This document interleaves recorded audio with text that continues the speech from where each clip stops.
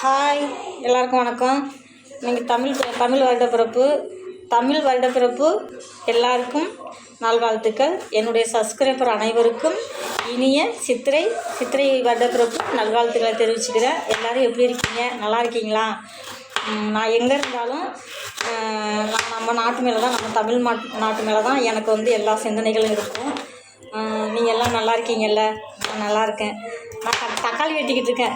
தக்காளி வெட்டுறதே பீரங்கி வெட்டுறது மாதிரி இருக்குது. அதனால் தக்காளி வெட்டிக்கிட்டு இருக்கேன். தக்காளியெல்லாம் அப்படியே கல் மாதிரி இருக்குது. ரொம்ப விரிச்சில் வச்சு எடுத்துது.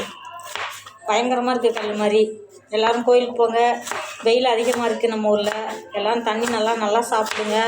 வயசானவங்களையெல்லாம் பத்திரமா பார்த்துங்க. வயசானவங்க நம்மளுக்கு வீட்டில் இருக்கிறது ஒரு பெரிய சப்போர்ட்டு.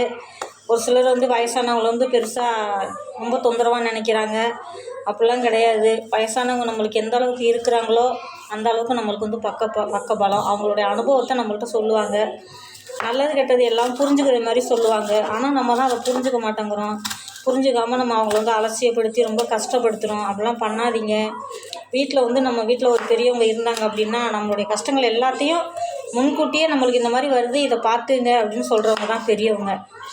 அவங்களுடைய அனுபவத்தை நம்மள்கிட்ட சொல்லுவாங்க. அதை புரிஞ்சுக்கிட்டு அது மாதிரி நடந்துங்க.